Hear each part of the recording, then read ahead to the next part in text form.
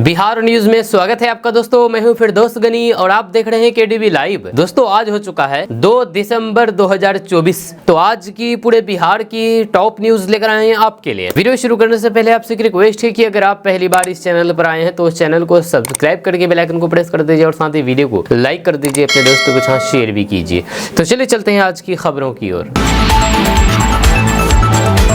दोस्तों आज बिहार न्यूज की शुरुआत सबसे पहले करेंगे कि नए महीने की शुरुआत हो गई है और दिसंबर के आगाज के साथ ही गैस सिलेंडर के दाम महंगे हो गए हैं। यह सरकारी तेल कंपनियां हर महीने की पहली तारीख को रसोई गैस सिलेंडर के दामों की समीक्षा करती है और इसके तहत इंडियन ऑयल कॉर्पोरेशन ने गैस की कीमतों में बढ़ोतरी कर दी है। ये इजाफा 19 किलोग्राम वाले एलपीजी सिलेंडर के लिए किया गया है और आम रसोई गैस यानी कि 14 किलोग्राम वाले गैस सिलेंडर के रेट में कोई भी बदलाव नहीं किया गया, यानी कि घरेलू गैस की कीमतों में कोई बदलाव नहीं हुआ है, सिर्फ कमर्शियल एलपीजी सिलेंडर के रेट में बढ़ोतरी हुई है।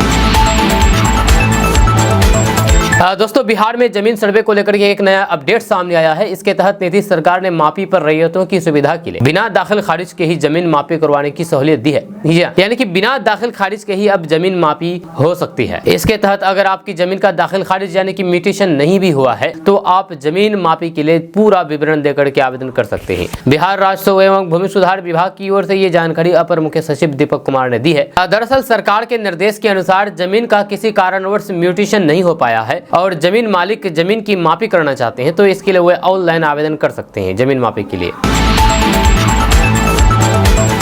दोस्तों बिहार में वायु प्रदूषण की मार अब तेजी से बढ़ने लगी है और बड़े शहरों में ही नहीं बल्कि अब छोटे शहरों और फिर कस्बों में भी हवा की गुणवत्ता खराब पाई जाने लगी है, जो चिंता का विषय बन चुका है। पिछले कुछ सालों में बिहार के बेगूसराय और फिर हाजीपुर शहर देश के खराब हवा वाले शहरों की टॉप लिस्ट में शामिल है। अनेकों कारणों की वजह से हाजीपुर समेत कई शहरों की हवा जहरीली पाई गई है। एयर क्वालिटी इंडेक्स से बिगड़ने से सांसों पर आफत आ पड़ी है। आपको बता दो कि बिहार के हाजीपुर शहर की हवा इस तरह बिगड़ी कि मानो ये गैस चैम्बर बन गया हो। जब पिछले पखवाड़े यहाँ का एक्यूआई लेवल 425 से भी ऊपर चला गया, जिसके बाद प्रशासन की नींद टूटी और फिर तमाम प्रयास के बाद 10 दिनों में इसे 350 के करीब लाया जा सका है। लेकिन टॉप 5 प्रदूषित शहरों में अभी भी हाजीपुर शामिल है। इस बार नवंबर महीने में हाजीपुर ने दिल्ली को भी प्रदूषण के मामले में पछाड़ दिया है, जब 26 नवंबर से 30 नवंबर तक यहाँ का एक्यूआई 300 के पार ही दर्ज हुआ है।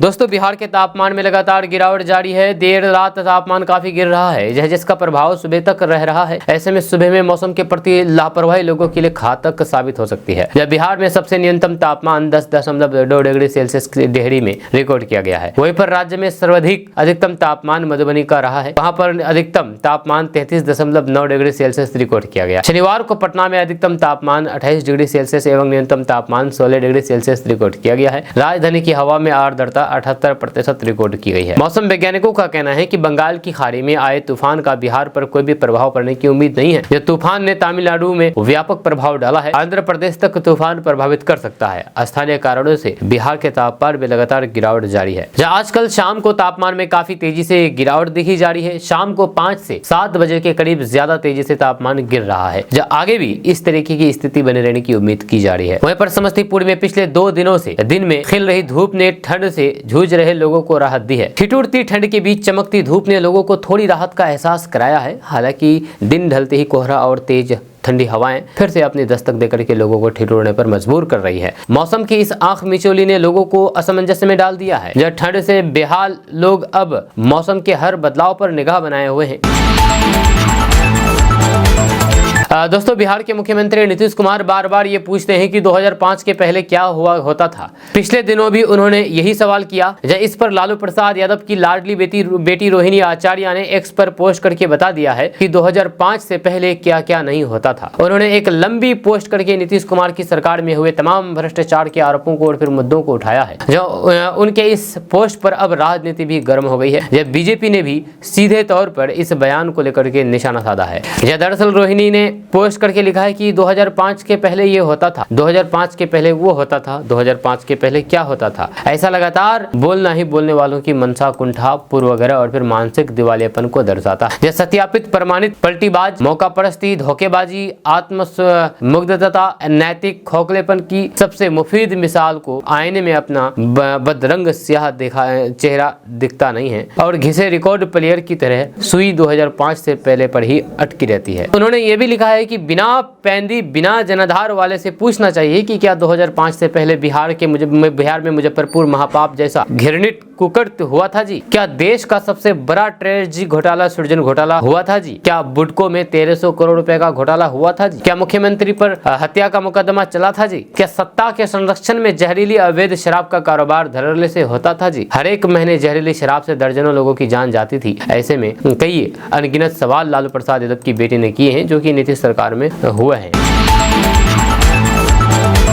दोस्तों, बिहार सरकार के मंत्री नीरज कुमार बबलू ने पूर्व मुख्यमंत्री लालू प्रसाद यादव पर तंज कसा है। उन्होंने कहा है कि बुढ़ापे में भसिया गए हैं। ये बयान उन्होंने प्रेस वार्ता के दौरान दी है जो कि सहरसा के नया बाजार स्थित उनके आवास पर था। इस दौरान बीजेपी के सैकड़ों कार्यकर्ता मौजूद थे। आपको बता दूं कि लालू प्रसाद यादव ने 2025 के विधानसभा चुनाव में महागठबंधन की जीत का दावा किया था। इस पर नीरज कुमार बबलू ने प्रतिक्रिया देते हुए कहा कि लालू प्रसाद यादव अब बुजुर्ग हो गए हैं और भसिया गए हैं। उन्होंने कहा कि गाँव में लोग कहते हैं कि जब कोई बुरा भसिया जाता है तो फिर वह इसी तरीके की बातें करते हैं। उन्होंने बिहार में 4 सीटों पर हुए उपचुनाव का जिक्र करते हुए कहा कि एनडीए ने सभी 4 सीटों पर जीत हासिल की है, जो ये बताता है कि जनता का समर्थन किस और किसे है। और फिर उन्होंने आगे कहा कि ये उपचुनाव आगामी विधानसभा चुनाव का ट्रेलर था जिसमें एनडीए को भारी बहुमत से जीत मिलेगी। बबलू ने दावा किया है कि बिहार की जनता ने 2005 में एनडीए की सरकार बनाने का मन बना लिया है। उन्होंने महागठबंधन पर कटाक्ष करते हुए कहा कि उनके पास अब कोई भी ठोस मुद्दा नहीं बचा है। उनकी बातों को जनता गंभीरता से नहीं ले रही है। दोस्तों, बिहार के स्वास्थ्य मंत्री और बीजेपी नेता मंगल पांडे ने लालू प्रसाद यादव बैलेट से चुनाव की मांग करके बूथ लूट और फिर हिंसा के दौरे को वापस लाना चाहते हैं। महाराष्ट्र चुनाव के बाद कांग्रेस ने एक बार फिर से ईवीएम पर सवाल उठाते हुए बैलेट से चुनाव करने की वकालत की है। लालू प्रसाद यादव ने इसका समर्थन भी किया है। आपको बता दें कि शनिवार को जारी बयान में मंत्री ने आरोप लगाया है कि राजद के शासनकाल में बूथों से बैलेट की लूट के कारण ही लोकसभा और फिर विधानसभा क्षेत्र के चुनाव रद्द होते थे। बूथ लूट और फिर चुनावी हिंसा के राजद के 1.5 दशक के दौर में बिहार में 641 लोगों की जान गए थे। उन्होंने कहा कि 90 के दशक के रक्त रंजित चुनाव के दौर के स्मरण मात्र से आज भी सिरहन पैदा होती है। तब हिंसा, बूथ कैप्चरिंग, छीना झपटी, मारपीट, दबंगई, गरीब कमजोर वर्ग के लोगों को वोट देने से रोकने आदि की वजह से चुनाव लड़ना किसी युद्ध से कम नहीं था। मंत्री मंगल पांडे ने कहा कि चुनाव आयोग और फिर ईवीएम के बारे में भरमा फैला करके विपक्ष लोकतंत्र पर अविश्वास पैदा कर रहे हैं। ये काफी खतरनाक है। दोस्तों, बिहार शिक्षा विभाग ने हेड टीचर, हेड मास्टर तीसरे चरण की शिक्षक भर्ती सक्षमता 2 परीक्षा में योग्य उम्मीदवारों के लिए काउंसलिंग शेड्यूल जारी कर दिया है। कुल 1,47,534 उम्मीदवार काउंसलिंग राउंड के लिए उपस्थित होने के पात्र हैं। काउंसलिंग स्थल पर काउंटरों की व्यवस्था इस प्रकार है की जाएगी कि प्रत्येक काउंटर पर प्रतिदिन कम से कम 50 से 60 अभ्यर्थियों की काउंसलिंग की जा सके। जहाँ काउंसलिंग के लिए निर्धारित दिन और फिर उसमें उपस्थित होने वाले अभ्यर्थियों की संख्या के आधार पर काउंटरों की संख्या निर्धारित की जाएगी। अधिक जानकारी के लिए अभ्यर्थी बिहार शिक्षा विभाग की आधिकारिक वेबसाइट को देख सकते हैं।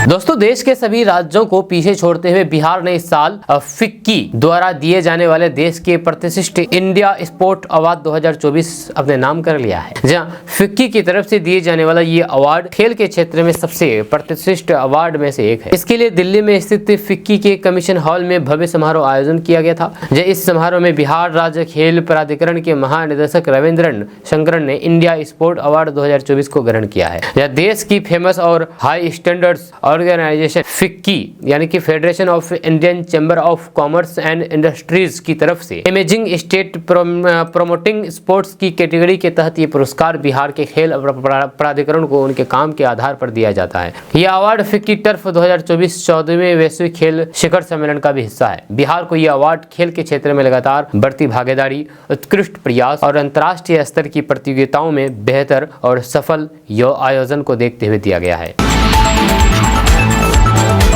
दोस्तों, बिहार सरकार एक नई योजना शुरू करने जा रही है। ताजा रिपोर्ट्स के मुताबिक मुख्यमंत्री वाहन चालक कल्याण योजना बिहार में जल्द ही लागू होने वाली है, जिसका उद्देश्य व्यावसायिक वाहन चालकों और फिर उनके परिवार को चिकित्सा बीमा और प्रशिक्षण जैसी सुविधाएं प्रदान करना है। खबर के अनुसार इस योजना का सफल संचालन सुनिश्चित करने के लिए राज्य स्तरीय और फिर जिला स्तरीय कमेटियों का गठन किया जाएगा। राज्य स्तर पर मुख्य सचिव इस कमेटी के अध्यक्ष होंगे, जबकि जिला स्तर पर जिला पदाधिकारी इसका नेतृत्व करेंगे। आपको बता दूं कि इसके तहत वाहन चालकों का ई शर्मा पोर्टल पर निबंधन कराया जाएगा। साथ ही प्रत्येक माह वेतन चालकों को मुफ्त स्वास्थ्य जांच की सुविधा मिलेगी। वाहन चालकों के लिए नेत्र जांच और फिर चश्मे का वितरण किया जाएगा। वहीं पर चालक शेड का निर्माण किया जाएगा ताकि वाहन चालक आराम कर सके। इस योजना के तहत कई सारी सुविधाएं मिलती है, जैसे कि मुफ्त चिकित्सा सुविधाएं, बीमा सुविधाएं, मोटर वाहन प्रशिक्षण, विशिष्ट पहचान पत्र, निःशुल्क रेफरेंस ट्रेनिंग, ये सारी सुविधाएं दी जाएगी।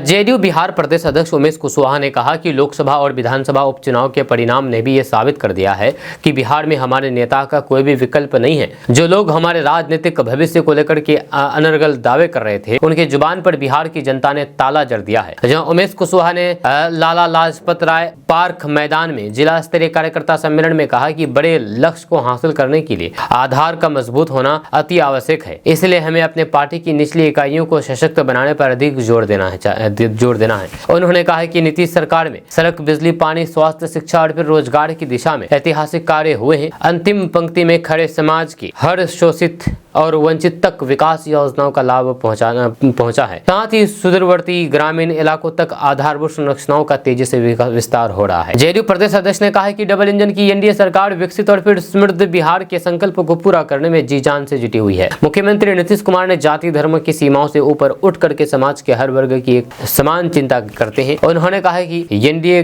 को हर एक स्तर पर एकजुट होकर के विपक्षी ताकतों को रोकना है। दोस्तों, बिहार सरकार के कला, संस्कृति एवं युवा विभाग तथा जिला प्रशासन लखीसराय के संयुक्त तत्वाधान में पहली बार लखीसराय में राज्य स्तरीय युवा महोत्सव का आयोजन हुआ। इस मौके पर केंद्रीय मंत्री राजीव रंजन सिंह उर्फ ललन सिंह ने युवाओं से संवाद किया। युवाओं से संवाद करते हुए केंद्रीय मंत्री ललन सिंह ने कहा कि 2005 से पहले का बिहार युवाओं ने नहीं देखा है। उन्हें 2005 के पहले की बिहार के बारे में ज्ञान भी नहीं है। 2005 से पहले का बिहार और अभी के बिहार में काफी बदलाव और परिवर्तन हुआ है। 2005 के बाद का बिहार युवाओं का है, जब वे इसके विकास में भागीदार बने। मुख्यालय स्थित गांधी मैदान में शनिवार को केंद्रीय पंचायती राज, पशुपालन, मत्स्य एवं डेयरी मंत्री सह मुंगेर से के सांसद राजीव रंजन उर्फ ललन सिंह एवं बिहार के उप मुख्यमंत्री विजय कुमार सिन्हा, प्रभारी मंत्री और भी कई सारे मंत्री वहां पर पहुंचे थे। दोस्तों, बिहार के सरकारी कार्यालय में भ्रष्टाचार का बोलबाला है। यह हम नहीं कहते हैं, बल्कि विपक्षी दलों का ऐसा ही आरोप है। जब बिहार विधानसभा के शीतकालीन सत्र के दौरान विपक्ष ने बिहार के सरकारी दफ्तरों में व्याप्त भ्रष्टाचार के मुद्दे को सदन में उठाया था और खूब हंगामा मचाया था। जब बिहार के अलग अलग हिस्सों से सामने आ रही घूसखोरी की तस्वीरें विपक्ष के दावे को सच साबित करती है। दरअसल ताजा तस्वीर खगड़िया से सामने आया है, जहाँ पर अलोली सामुदायिक स्वास्थ्य केंद्र में तैनात बड़ा बाबू रिश्वत लेते हुए नजर आ रहे हैं। सोशल मीडिया पर रिश्वतखोरी का वीडियो तेजी से वायरल हो रहा है। वायरल वीडियो में एक महिला बड़ा बाबू को पैसे देते हुए नजर आ रही है और बड़ा बाबू पूरे अधिकार से रुपए बटोरते हुए नजर आ रहे हैं। यह घूसखोरी का ये वीडियो वायरल होने के बाद हड़कंप मच गया है। वायरल वीडियो में साफ तौर पर देखा जा सकता है कि कैसे अलोली सामुदायिक स्वास्थ्य केंद्र के बड़ा बाबू अशोक कुमार जन्म प्रमाण पत्र बनाने के लिए एक महिला से पैसे ले रहे हैं। इसी दौरान वहां मौजूद किसी शख्स ने इसका वीडियो बना करके सोशल मीडिया पर शेयर कर दिया, जो अब वायरल हो रहा है। हालांकि केडीबी लाइव वायरल वीडियो की सत्यता की पुष्टि नहीं करता है।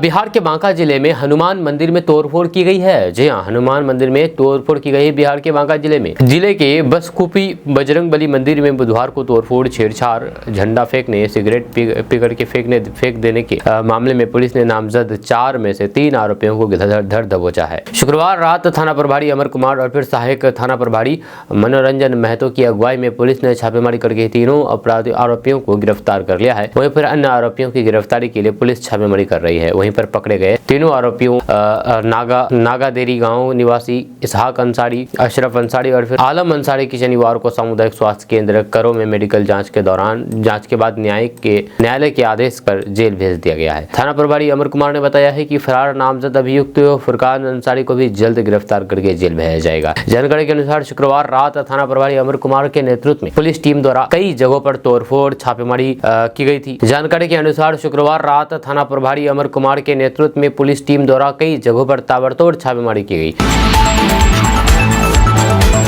दोस्तों बिहार में अगले साल विधानसभा चुनाव होने वाले हैं। ऐसे में इस चुनाव को लेकर के सभी राजनीतिक दल एड़ी चोटी की जोर लगाने में लगी हुई है ताकि उनका परफॉर्मेंस बेहतर हो सके और जनता को उनके वादों पर भरोसा हो और उनके पक्ष में अपना मतदान करे और सत्ता की कुर्सी पर बिठाएं। ऐसे में बिहार के अंदर दूसरे नंबर की पार्टी राजद ने अपनी तैयारियों को धार देने में लगी हुई है। इसी कड़ी में तेजस्वी यादव की यात्रा को लेकर के ताजा अपडेट जारी किया गया है। दरअसल नेता प्रतिपक्ष तेजस्वी यादव 4 दिसंबर को मुंगेर से कार्यकर्ता दर्शन सह संवाद यात्रा की शुरुआत करेंगे। हालांकि अभी इसकी औपचारिक घोषणा पार्टी की ओर से नहीं की गई है, लेकिन यात्रा को लेकर के तैयारियां शुरू है। यह चौथे चरण की संवाद यात्रा को लेकर के संबंधित जिलों में कार्यकर्ताओं के साथ बैठक के लिए बड़े हॉल की तलाशी ली जा रही है। 2 जिले में हॉल उपलब्ध हुआ है, लेकिन अन्य जिलों में लगन के कारण बड़े हॉल की उपलब्धता में परेशानी हो रही है। राजद सूत्रों के अनुसार तेजस्वी यादव 4 दिसंबर को मुंगेर, 5 दिसंबर को बेगूसराय, 6 दिसंबर को खगड़िया और 7 दिसंबर को लखीसराय में कार्यकर्ताओं के साथ संवाद कार्यक्रम बनाया गया है। लखीसराय के संवाद कार्यक्रम में शेखपुरा के कार्यकर्ता भी शामिल रहेंगे। इसके साथ ही मुंगेर प्रमंडल में तेजस्वी की यात्रा का समापन हो जाएगा। इसके बाद 5वें चरण की यात्रा का कार्यक्रम निर्धारित की जाएगी। आपको बता दूं कि इसके पहले तीसरे चरण की यात्रा के दौरान जमुई में रहने के दौरान झारखंड विधानसभा चुनाव और फिर बिहार में 4 विधानसभा सीटों की उपचुनाव की घोषणा के कारण यात्रा स्थगित कर दी गई थी। वहां यात्रा को रोक करके वे रांची के लिए रवाना हो गए थे। उसके बाद तेजस्वी यादव ने चुनाव प्रचार किया। ऐसे में पार्टी ने झारखंड में तो बेहतर परफॉर्मेंस किया, लेकिन बिहार में हालात सही नहीं रहे। आपको बता दूं कि पहले चरण में तेजस्वी यादव 8 दिन में 4 जिला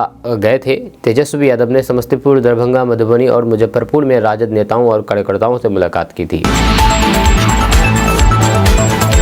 दोस्तों बिहार के मोकामा और मुंगेर के बीच अब यात्रा करना और भी आसान होने वाला है। ताज़ा रिपोर्ट्स के मुताबिक नीतीश सरकार ने मोकामा मुंगेर खंड पर 4 लेन वाले नए ग्रीन फील्ड सड़क के निर्माण के अलाइनमेंट यानी कि रूपरेखा को स्वीकृति दे दी है। खबर के अनुसार इस परियोजना के लिए 5013 करोड़ रुपए का खर्च अनुमानित किया गया है। इसके साथ ही राज्य सरकार ने केंद्र सरकार से ये अनुरोध किया है कि मोकामा से मुंगेर तक जो मौजूदा 2 लेन वाली सड़क है उसे 4 लेन में बदला जाए। आपको बता दूं कि इस परियोजना के पूरा होने से मोकामा और मुंगेर के बीच यात्रा में समय की बचत होगी और यातायात सुविधाएं बेहतर होगी। जहां उप मुख्यमंत्री सह पथ निर्माण मंत्री विजय कुमार सिन्हा ने बताया है कि मोकामा से मुंगेर तक वर्तमान में जो 2 लेन सड़क है उसे 4 लेन में तब्दील करने को राज्य सरकार ने केंद्र से अनुरोध किया है।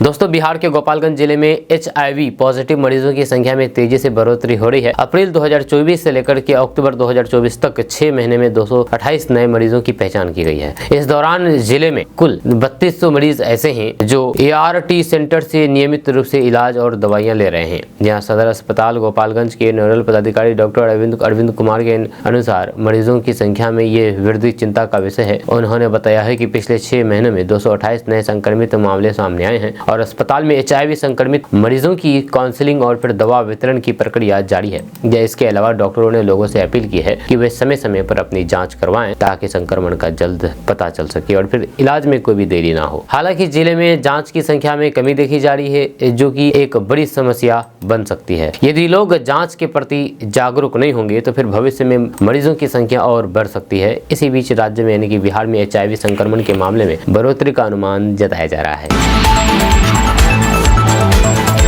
दोस्तों बिहार के 700 से ज्यादा अस्पतालों में आयुष्मान कार्ड से इलाज पर रोक लगा दी गई है, रुक गया है। उसकी वजह के बारे में अगर बात किया जाए तो आपको बता दूं कि बिहार के 33 जिले के 792 प्राइवेट अस्पतालों में आयुष्मान कार्ड धारकों का इलाज रुका हुआ है। आयुष्मान भारत डिजिटल मिशन योजना के तहत इन अस्पतालों का सत्यापन नहीं होने से यहाँ कार्ड धारकों का इलाज नहीं हो पा रहा है। राज्य स्वास्थ्य विभाग ने इन जिलों को सत्यापित नहीं होने वाले अस्पतालों की सूची भेजी है। सूची मिलने के बाद तुरंत अस्पतालों का सत्यापन करने का निर्देश दिया गया है। मुजफ्फरपुर जिले में भी 3 अस्पतालों का सत्यापन नहीं किया गया है। आयुष्मान भारत योजना की जिला समन्वय विमल कुमारी ने बताया है कि कई अस्पताल समय पर दस्तावेज उपलब्ध नहीं कराते हैं। बिना सभी दस्तावेजों के उपलब्ध कराए गए सत्यापन नहीं हो सकता है।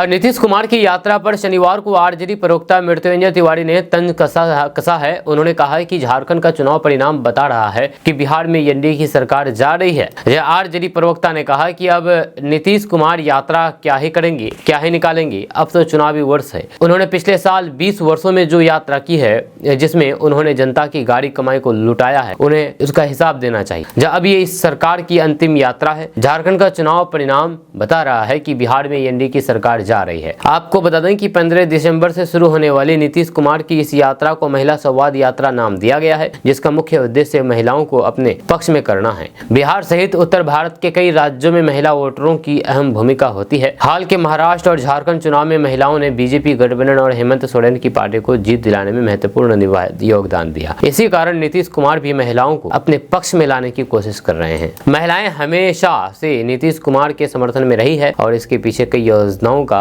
योगदान है, जैसे स्कूल जाने वाली लड़कियों को मुफ्त साइकिल देने की योजना या फिर स्नातक करने वाली बालिकाओं को 50,000 रुपए की मदद देने की योजना। इन योजनाओं का नीतीश कुमार को काफी लाभ हुआ है। हालांकि पिछले विधानसभा चुनाव में चिराग पासवान के प्रभाव ने नीतीश कुमार को नुकसान पहुंचाया था, जब पार्टी ने बिहार में 110 सीटों पर चुनाव लड़ा था, लेकिन सिर्फ 43 पर जीत हासिल हुई थी। ऐसे में नीतीश की इस यात्रा में महिलाओं से संवाद बहुत महत्वपूर्ण माना जा रहा है।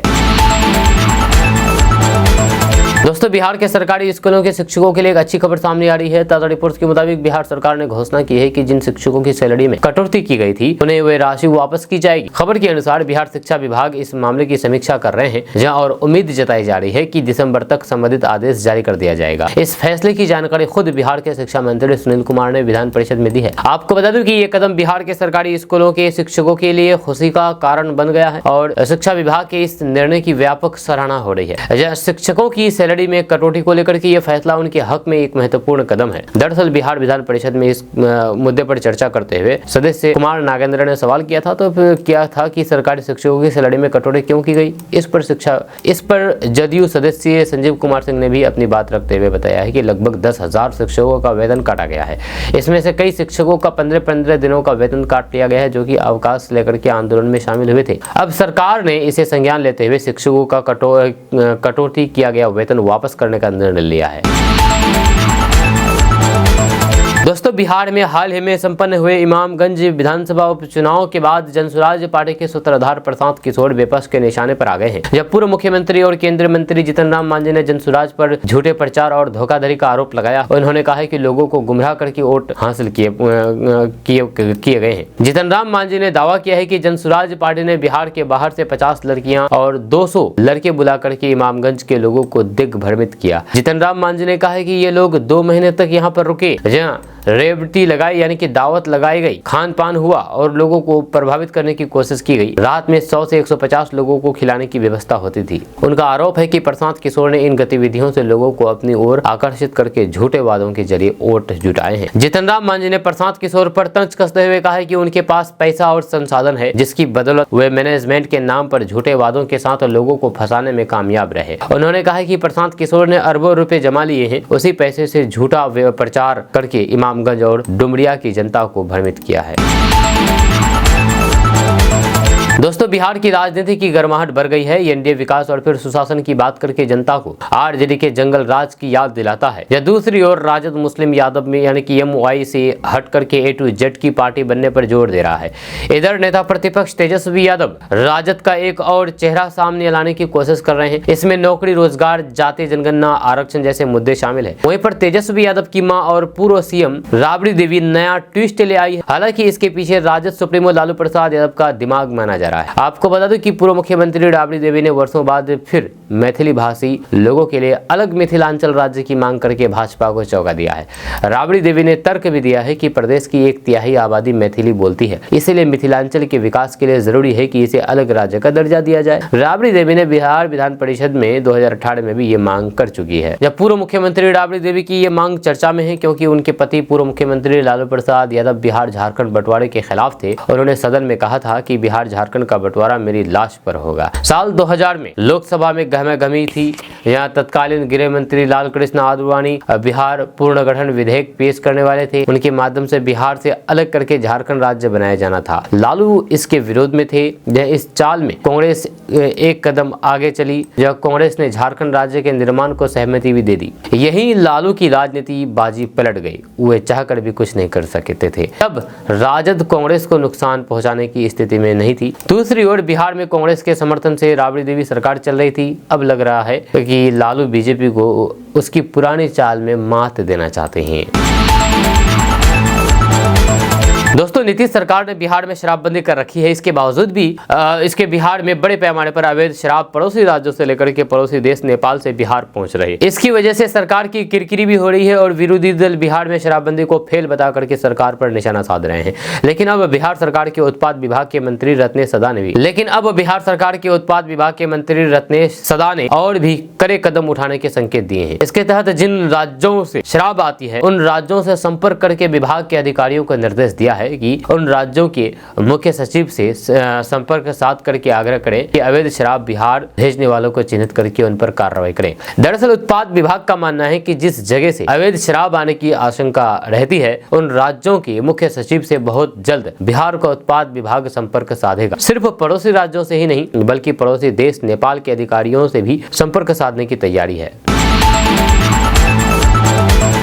दोस्तों बिहार सरकार ने सरकारी स्कूलों के टाइमिंग में बदलाव कर दिया है। जहां आपको बता दें कि बिहार के सभी सरकारी स्कूलों में अब सुबह 9:30 बजे से शाम 4 बजे तक स्कूल चलेंगे। शिक्षा विभाग ने आदेश देते हुए कहा था कि सरकारी स्कूलों में नई टाइमिंग 1 दिसंबर 2024 से लागू होगी। आपको बता दूं कि सरकारी स्कूलों का ये मॉडल टाइम टेबल कहलाया जाएगा। नए टाइम टेबल के अनुसार स्कूलों में दोपहर 12 बजे मिड डे मील और फिर टिफिन टाइम होगा। सुबह 9:30 बजे प्रे टाइम होगा। जैसे शिक्षक अब स्कूल में अन्य काम नहीं करेंगे जैसे डायरी लिखना आदि का काम अब स्कूलों में शिक्षकों द्वारा नहीं किया जाएगा। आपको बता दें कि शिक्षा विभाग की तरफ से जारी किए गए नए टाइम टेबल के अनुसार प्रार्थना के लिए गाइडलाइन जारी कर दी गई है। सुबह 9:30 बजे से 10 बजे तक बच्चों का गेट, पोशाक, बाल और फिर नाखून की जांच शिक्षकों द्वारा की जाएगी। इसके बाद प्रार्थना आदि कार्य निपटाए जाएंगे। स्कूलों में प्रार्थना बिहार गीत के साथ शुरू होगी। असेंबली में सभी शिक्षक शिक्षिका कर्मी हर हाल में उपस्थित रहेंगे। प्रत्येक दिन राष्ट्रगान जनगण मन से प्रार्थना खत्म होगा। साथ ही इसमें लाउड स्पीकर का भी प्रयोग करना होगा।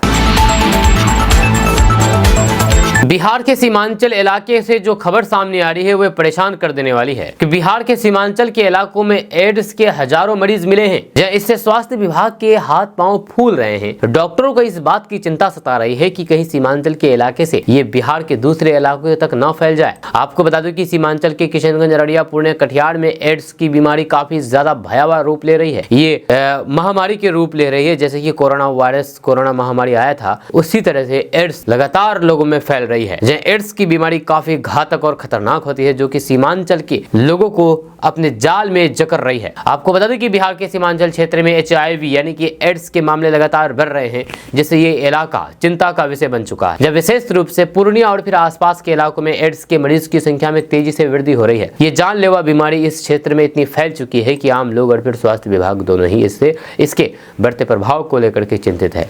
जब पूर्णिया के राजकीय चिकित्सा महाविद्यालय अस्पताल में स्थित ART केंद्र के आंकड़े बेहद चौंकाने वाले हैं। जब कोसी सीमांचल क्षेत्र में हर महीने लगभग 25 से 30 नए HIV संक्रमित लोग इलाज के लिए ART केंद्र में पहुंचते हैं। इस क्षेत्र में HIV संक्रमण के मामले में जिस तेजी से वृद्धि हो रही है वह स्वास्थ्य विभाग के लिए गंभीर चिंता का कारण बन गया है। कोसी सीमांचल क्षेत्र में हर महीने करीब 25 से 30 लोग HIV टेस्ट के लिए ART केंद्र आते हैं जिनमें से लगभग 15 से 17 लोगों में एड्स की बीमारी की पुष्टि हो रही है। जब पूर्णिया में ART केंद्र की शुरुआत हुई थी तब HIV संक्रमितों की संख्या काफी कम थी, लेकिन अब 4 साल बाद ये संख्या 3 गुना से भी अधिक हो गई है। डॉक्टरों का कहना है कि ये रोग संक्रमित रक्त, असुरक्षित संबंध और फिर सुई सिरिंज के माध्यम से एक व्यक्ति से दूसरे व्यक्ति में फैल सकता है। सुई के माध्यम से भी जागरूकता अभियानों के बावजूद भी एड्स के मरीजों की संख्या में हो रही वृद्धि एक गंभीर चेतावनी है। जब पूर्णिया के ART सेंटर में अब तक 3000 से ज्यादा एड्स मरीजों का रजिस्ट्रेशन हो चुका है। सर्वेक्षण निरीक्षक BN प्रसाद के अनुसार अधिकतर जांच कैंप महिलाओं के धंधा करने वाले के इलाकों में आयोजित किए जाते हैं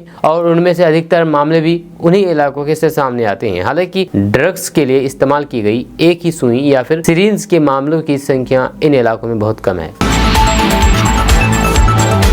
दोस्तों पूर्णिया सांसद पप्पू यादव को एक बार फिर से जान से मार देने की धमकी मिली है। रोज पप्पू यादव को जान से मार देने की धमकी मिल रही है, लेकिन पहली बार ऐसा हुआ है जब धमकी देने वाले शख्स ने खुद अपना चेहरा दिखा करके वीडियो के जरिए मैसेज भेजा है। वीडियो में वह अपने आप को लॉरेंस बिश्नोई गैंग का सदस्य बता रहे हैं। उसने कहा कि वे 5-6 दिन में सांसद पप्पू यादव को मार देंगे। इससे पहले भी कई धमकियां पप्पू यादव को दी गई है। कल भी धमकियां दी गई थी जो आपको KDB लाइव के माध्यम से बताया गया है। धमकी देने वालों ने कहा है कि हम लोग बिश्नोई टीम से बोल रहे हैं, आपका जो सांसद है उसे बोलिए, बिश्नोई साहब से माफी मांग ले। धमकी देने वाले ने कहा कि आपके साहब जो आखरा की बात करते हैं, तारीख तय कर लीजिए, फीस तय कर लीजिए, तो वे चुनावी आखरा नहीं करते हैं, जो कि बीच में आएगा उसे मार दिया जाएगा। बार बार बोला जा रहा है कि माफी मांग ले। हम लोगों को ऑर्डर मिला है, हम लोग पटना पहुंच चुके हैं। अगर वे माफी मांग लेते हैं तो फिर हम लोग फिर से वापस से वो लौट जाएंगे, नहीं तो फिर जिस मुहिम में हम लोग हैं, ऑर्डर मिला है तो फिर मारेंगे तो मारेंगे। अपने साहब को मैसेज दे देना। जब पूर्णिया सांसद पप्पू यादव को लगातार गैंगस्टर लॉरेंस बिश्नोई के नाम से धमकी भरे मैसेज और फिर कॉल आ रहे हैं, जहां अब तक लगभग 60 से 70 मैसेज SMS कॉल आ चुके हैं, जिससे पता नहीं चलता है कि आखिर धमकी देने वाला कौन है, कैसा दिखता है। इस बार पहली बार धमकी देने वाले ने अपना चेहरा दिखाया है। उसने वीडियो बना करके, फोटो भेज करके धमकी दी है। जी हाँ, धमकी देने वालों ने अपने आप को गैंग बिश्नोई टीम बिहार का सदस्य बताया है। ग्रामीण कार्य मंत्री अशोक चौधरी ने कहा कि मुख्यमंत्री नीतीश कुमार के सत्ता संभालने के बाद प्रदेश चौमुखी विकास की ओर लगातार अग्रसर बढ़ रहा है। अशोक चौधरी ने शनिवार को अरवल जिला जदयू की ओर से आयोजित कार्यकर्ता सम्मेलन को संबोधित करते हुए कहा कि साल 2005 में जब मुख्यमंत्री नीतीश कुमार ने पदभार संभाला तो पता चला है कि प्रदेश में यानी कि बिहार में लगभग 15% बच्चे स्कूल से बाहर थे। इसे देखते हुए मुख्यमंत्री नीतीश कुमार ने प्राथमिक शिक्षा को सुदृढ़ करने और फिर हर बच्चे को स्कूल तक लाने के लिए बड़े पैमाने पर स्कूलों का निर्माण कराया है। लड़कियों को सरकारी नौकरियों में आरक्षण दिया गया। मंत्री ने कहा है कि प्रदेश में यानी कि बिहार में युवाओं को तकनीकी और फिर व्यावसायिक शिक्षा के अवसर देने के लिए कई इंजीनियरिंग कॉलेज, पॉलिटेक्निक कॉलेज और ITI संस्थानों की स्थापना की है। महिलाओं, पिछड़े, वंचित और फिर शोषित वर्गों को चुनाव में आरक्षण देकर के समाज के नेतृत्व में उनकी भागीदारी सुनिश्चित की गई है। जब बिहार, जो कि कभी बीमारू राज्य की सूची में था, आज देश के सबसे तेजी से विकास करने वाले राज्यों में गिना जाता है। उन्होंने कहा कि ये परिवर्तन मुख्यमंत्री नीतीश कुमार के दूरदर्शी नेतृत्व का परिणाम है। लड़कियों की शिक्षा पर जोर देने के साथ साथ सरकारी नौकरियों में उन्हें आरक्षण दिया गया। मुख्यमंत्री नीतीश कुमार की यात्रा से पहले ही उनकी पार्टी जेडीयू को एक के बाद एक बड़ा झटका लगता नजर आ रहा है। जब सीतामढ़ी जेडीयू के दिग्गज नेता और अल्पसंख्यक प्रकोष्ठ के जिला अध्यक्ष साजी अहमद ने पार्टी से इस्तीफा दे दिया है। जेडीयू से इस्तीफा देने के बाद उन्होंने जनसुराज पार्टी के सूत्रधार प्रशांत किशोर से मुलाकात की और उनकी बिहार को बदलने की विचारधारा से प्रभावित होकर के जनसुराज पार्टी का दामन थाम लिया। यह साजी अहमद सीतामढ़ी के रुन्नी सैदपुर प्रखंड के मेहसोल गाँव के निवासी है। दोस्तों, बिहार सरकार ने सरकारी स्कूलों में साइंस और मैथ ओलंपियाड शुरू करने की घोषणा की है। इसमें कक्षा 4 से ऊपर के छात्र छात्राओं को भाग लेने का मौका मिलेगा। ये ओलंपियाड छात्रों के मेधावी होने की परख करेगा और फिर सरकार को ये जानने में मदद करेगा कि विद्यार्थियों में विज्ञान और फिर गणित विषय में कितनी रुचि है। आपको बता दूं कि इसके अलावा शनिवार को बच्चों के लिए नन यूनिफॉर्म डे होगा, ताकि वे अपने बच्चे स्कूल ड्रेस की सफाई कर सके और फिर ठंड के मौसम में ड्रेस जल्दी सूख सके। इस निर्णय की जिम्मेदारी प्रधान को दी जाएगी, जब विद्यालय में बच्चों को परिभ्रमण करके ले जाना अनिवार्य होगा और फिर प्रधानाध्यापकों को इस संबंध में दिशा निर्देश पहले ही दिए जा चुके हैं। वहीं पर बिहार में अब गर्मी की छुट्टियों में इस बार सरकारी विद्यालयों में कोई भी कक्षाएं नहीं चलेगी, लेकिन सभी शिक्षकों को बच्चों को होमवर्क और फिर प्रोजेक्ट वर्क देने की जिम्मेदारी होगी। यह ठंड के मौसम में छुट्टियों का निर्णय भी अब जिला अधिकारियों द्वारा ही लिया जाएगा। इसके अलावा डॉक्टर एस सिद्धार्थ ने विद्यालयों के संचालन के समय में बदलाव की योजना की जानकारी दी है। उन्होंने कहा है कि छोटे बच्चों के लिए अलग स्कूल टाइमिंग होगी, जिसे प्रधानाध्यापकों के निर्देश पर लागू किया जाएगा। कक्षाओं में बच्चों के सीटिंग मैनेजमेंट का भी पालन किया जाएगा। दोस्तों, बिहार में शिशु मृत्यु दर रोकने को लेकर के राज्य के 1000 हेल्थ एंड वेलनेस सेंटर में टीकाकरण केंद्र खोलेंगे। जब स्वास्थ्य विभाग का लक्ष्य इसी वित्तीय वर्ष में ही नए टीकाकरण केंद्र चालू करने की है। इसकी तैयारी तेज कर दी गई है। राज्य में शिशु और फिर मातृत्व मृत्यु दर नगण्य करने के लिए स्वास्थ्य विभाग की तैयारी है। टीकाकरण केंद्र बढ़ने से शिशुओं का 100% नियमित टीकाकरण करने में मदद मिलेगी। इससे संभावित बीमारियों को बहुत हद तक कम किया जा सकेगा। इससे पहले सितंबर में राज्य के यानी कि बिहार के 38 जिलों के प्रत्येक प्रखंड में 2 चिन्हित हेल्थ एंड वेलनेस सेंटर पर नए टीकाकरण कार्य शुरू किए गए थे। यह नियमित टीकाकरण सभी सरकारी स्वास्थ्य संस्थानों और फिर 1.5 लाख आंगनबाड़ी केंद्रों पर किया जाता है। दोस्तों, बिहार शिक्षा विभाग ने बिहार के शिक्षकों के लिए एक नई और सुविधाजनक व्यवस्था की शुरुआत करने का निर्णय लिया है, जहां अगले साल से शिक्षकों को उनके पदस्थापन वाले जिले में ही प्रशिक्षण दिया जाएगा, जिससे उन्हें राज्य मुख्यालय या फिर अन्य जिलों में जाकर के आवासीय प्रशिक्षण लेने की समस्या का सामना नहीं करना पड़ेगा। इस नई व्यवस्था से महिला शिक्षकों को विशेष रूप से राहत मिलेगी, जो कि पहले प्रशिक्षण के लिए दूर दराज के स्थानों पर जाने के दौरान कई परेशानियों का सामना करती थी। अब वे अपने जिले में ही प्रशिक्षण ले सकेंगे, जिससे उन्हें यात्रा रुकने और फिर अन्य कठिनाइयों से छुटकारा मिलेंगे। दोस्तों, बिहार में 10वीं और 12वीं के बच्चे HIV संक्रमण के शिकार हो रहे हैं। ताज़ा रिपोर्ट्स के मुताबिक ये खुलासा SKMCH मुजफ्फरपुर स्थित ART सेंटर में इलाज के दौरान आने वाले बच्चों की रिपोर्ट से सामने आई है। इन बच्चों में 15 वर्ष से कम उम्र के बच्चे शामिल हैं, जो इस बीमारी की चपेट में आ रहे हैं।